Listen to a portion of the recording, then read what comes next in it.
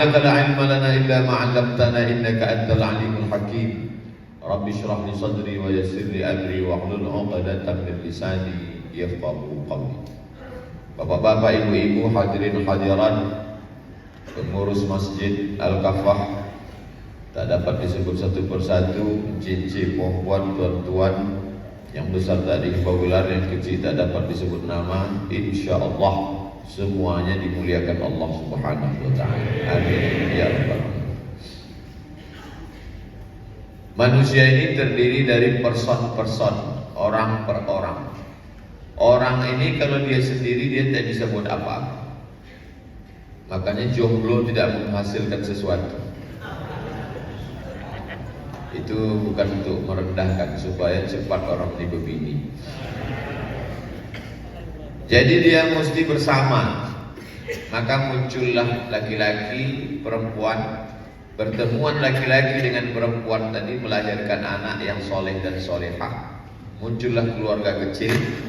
Dari beberapa keluarga kecil tadi lahirlah apa yang disebut dengan masyarakat.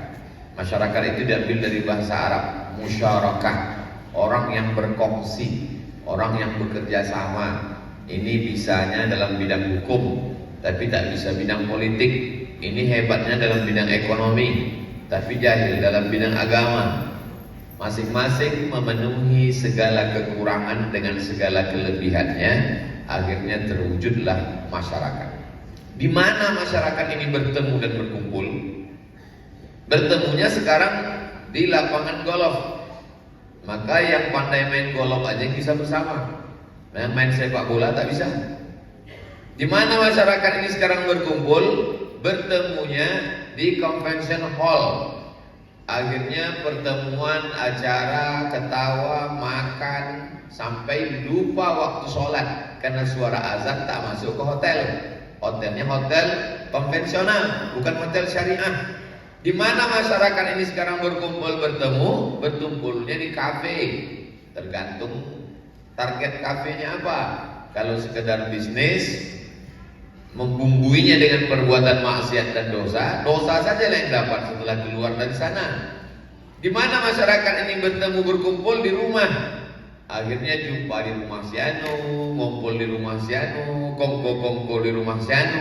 Pulang dari rumah itu si ibu naik darah tingginya.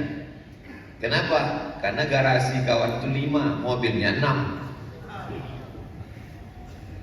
Islam mengajarkan kita untuk berkumpul di masjid. Makanya Nabi tak pernah kumpul di rumah Nabi.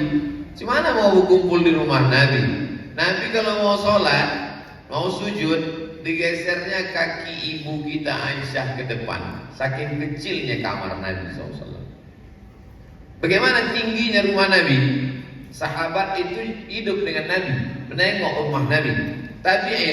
Tabi'in orang yang jumpa dengan sahabat Nabi, tapi tak jumpa dengan Nabi. Tabi'in bertanya ke sahabat, bagaimana tingginya rumah Nabi?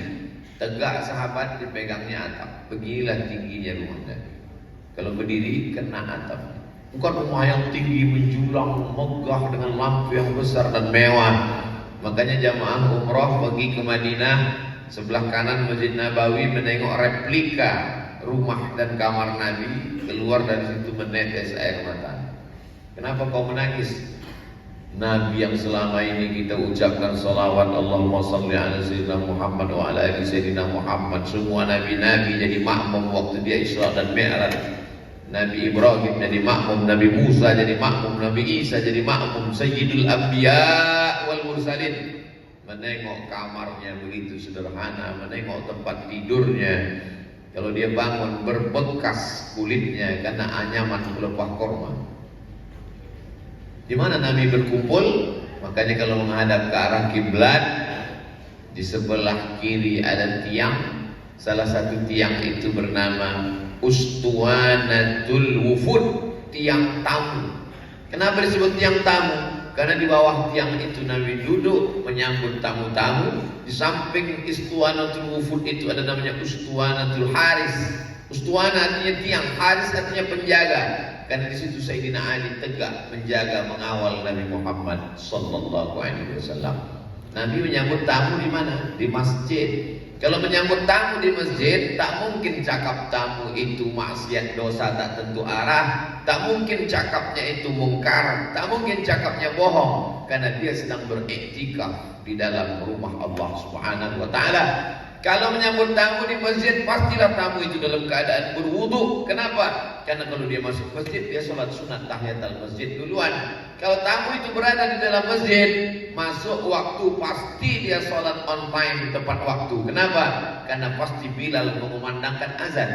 Jadi kalau kita mau mengembalikan kejayaan Islam, maka kita mesti ketemu 5 kali sehari. Di mana kita jumpa? Sekarang orang tak jumpa.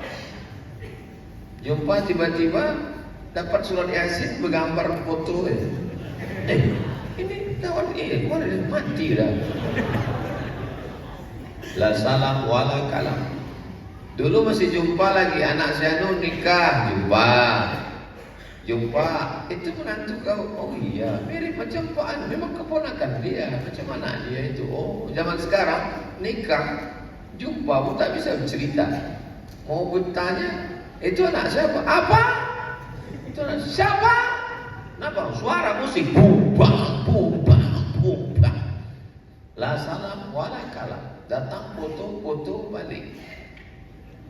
Tak ada lagi silaturahim. Zaman dulu masih sempat lagi datang, waktu zaman keyboard tunggal. Sekarang tak ada datang lagi. Main kirim ucapan aja. Si anu anaknya nikah, barakallahu lakuma wa baraka alaikuma wa jama'a bainakuma fi khair. Si anu anaknya lahir, barakallahu laka fil mawquf wa syakartal waqif wa ruzikta birrah wa balagha asyuddahu. Ustaz Somad tolong kirim ucapan anak akikah. Ustaz Somad tolong kirim ucapan nikah. Ustaz Somad tolong kirim ucapan mati. Ustaz Somad tolong kirim ucapan pindah rumah baru. Orang kita apa coba? Mau dibawa kemana hubungan kita ini? Makanya kalau mau menguatkan ikatan hati, maka kita mesti kembali kepada sunnah Rasulullah Sallallahu Alaihi Wasallam. Bagaimana sunnahnya? Datang ke masjid sehari 5 kali. Assalamualaikum warahmatullahi. Assalamualaikum warahmatullahi. Oh, masih ada dia. Si anu kenapa tak pernah datang? Dulu selalu di masjid ini. Alhamdulillah rezekinya udah lancar. Rupanya kalau susah ke masjid, kalau senang tinggal masjid. Alhamdulillah. Masjid Al-Kafah, betul? Al-Kafah. Ya ayyuhalladzina amanu, hai orang yang percaya kepada Allah, percaya kepada Rasulullah sallallahu alaihi wasallam. Udkhulu fi silmi, masuk ke dalam Islam. Kafah. Bahasa Arab. Kalau bahasa kitanya kabeh. Kabeh. Semuanya secara keseluruhan. Jangan masuk Islam itu cuma 3 saja. Lahir akikah, nikah walimah, mati takziah. Ikut jenenge orang kabeh. Kalau mau kafah secara keseluruhan, dari mulai tempat bertemu, berkumpul, berkenalannya di masjid. Alhamdulillah, di mana kau kenal Ustaz Somad? Di masjid. Maka setiap ke masjid ini dia ingat, oh inilah Masjid Al-Kafah pertama kali kami jumpa Ustaz Somad. Jangan sampai kita pertama kali jumpanya ayah itu kawan ayah. Ya, di mana ayah pertama sama kali jumpa sama dia? Kan sama-sama mabuk dulu sama tangkap Satpol PP. Siapa yang tak punya dosa? Siapa yang tak punya silap dan salah? Masa lalu kita tinggalkan, yang akan datang kita perbaiki. Setiap langkah kaki kita ke tempat maksiat dan dosa di masa lalu, kita tebus dengan memperbanyak langkah kaki ke masjid. Langkah yang pertama menghapus dosa, langkah yang kedua mengangkat derajat. Kalau dulu kaki ini dilangkahkan ke tempat maksiat, dosa, mabuk, khamar, sakau, narkoba, ganja, maka hari ini dilangkahkan ke kaki ke tempat yang paling mulia, permukaan bumi yang paling mulia, masjid. Itu makanya dalam mazhab Syafi'i yang paling afdal salat Idul Fitri dan salat Idul Adha di masjid. Mazhab yang lain mengatakan di tanah lapang. Tapi tidak ada benturan antara mazhab Syafi'i dengan mazhab yang lain. Mengapa di tempat lain itu di mazhab lain tanah lapang? Karena ketika itu masjid kecil-kecil. Maka kalau dibuat di masjid tak banyak jamaah yang bisa tertampung. Tapi zaman sekarang masjid besar, megah, mewah dan cantik. Maka kita mesti kembali ke masjid. Bercita-citalah umat ini jangan mati sebelum membangun masjid. Buat masjid atas nama ayah. buat masjid atas nama ibu.